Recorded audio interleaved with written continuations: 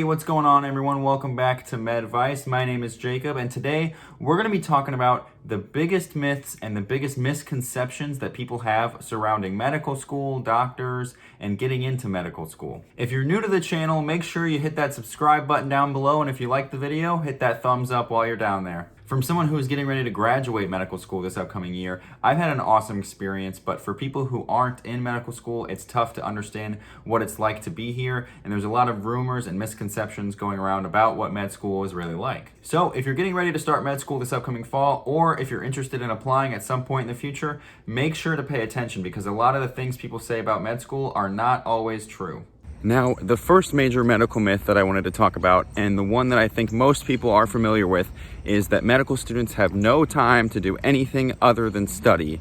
And this couldn't be further from the truth. Now, med school is challenging and it takes up a lot of your time and energy, but if you prioritize the things that matter to you, like having a social life or getting out and being physically active every day, those are things that you can easily fit into your study schedule. When it comes to having free time or having a social life during med school, it's all about finding the right balance. And this is a lot of times something that people have to do their first semester or their first year, and it takes time to figure out how you organize or prioritize things to make sure that you get the best of both worlds. Now, obviously in med school, you're gonna want to get the best grades possible and make all of the necessary connections you need to make, but you're not gonna be doing yourself any favors if you neglect your own personal health and well-being. So make sure first thing you do when you get here, you start prioritizing, learn how to organize your schedule, and make sure you have plenty of time not only to get those A's, but to make sure that you have plenty of time to focus on yourself and make new friends and have a great social life outside of the classroom. Now, another major medical myth that's worth talking about is that when people say all doctors are rich,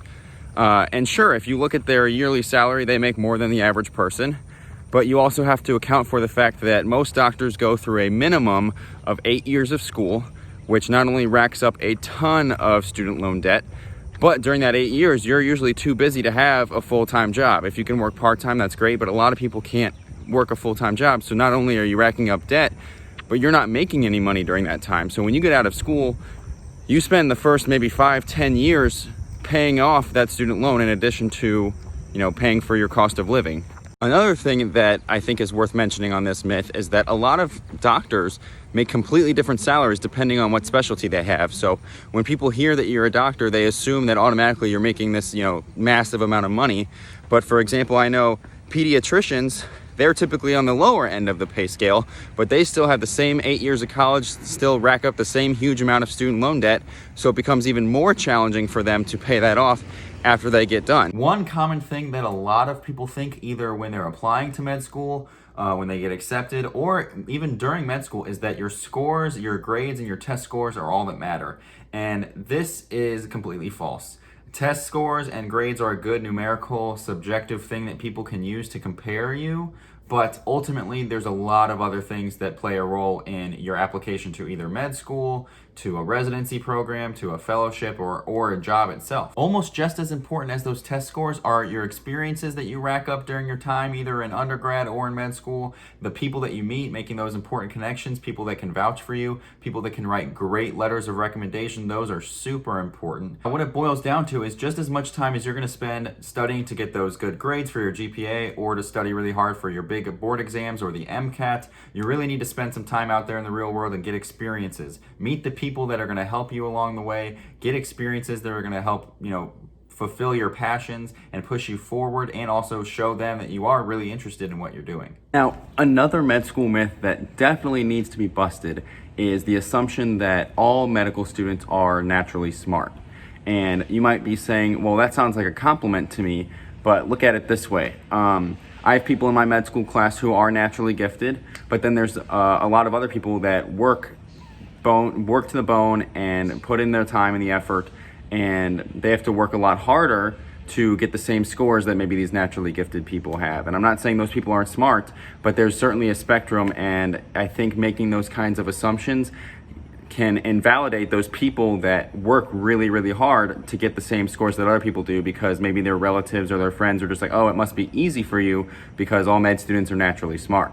And the myth that I was saving for last, probably the one that is the most untrue, along with the fact that med school students don't have any time for a social life or free time, is that either once you get into medical school, or once you graduate med school and become a doctor, people think you know everything. And if you're a first year or second year in med school, your family's going to start asking you questions, but this could not be farther from the truth. As someone who's getting ready to graduate in the next couple of semesters, I certainly don't know everything. There's periods called residency, and that's where you go and get further specialized training. Med school is really just the basement, kind of the foundation of basic knowledge, so you can build on that with more specific training in your residency, and even throughout your career, you're always learning. Even people that graduate from residency programs, fellowships, or 10 to 20 years into practice as a doctor, there's no possible way that you can learn everything because the scientific community as a whole is always learning new things. There's always new research about treatments or guidelines or protocols about handling different conditions.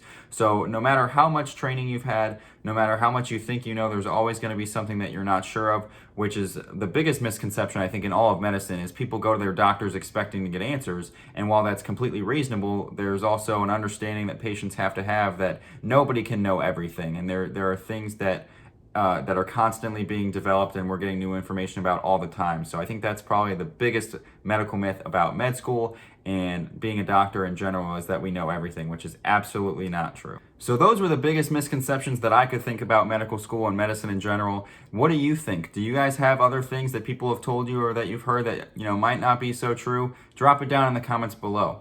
Hope you guys enjoy this episode of MedVice. As always, I'll see you next time.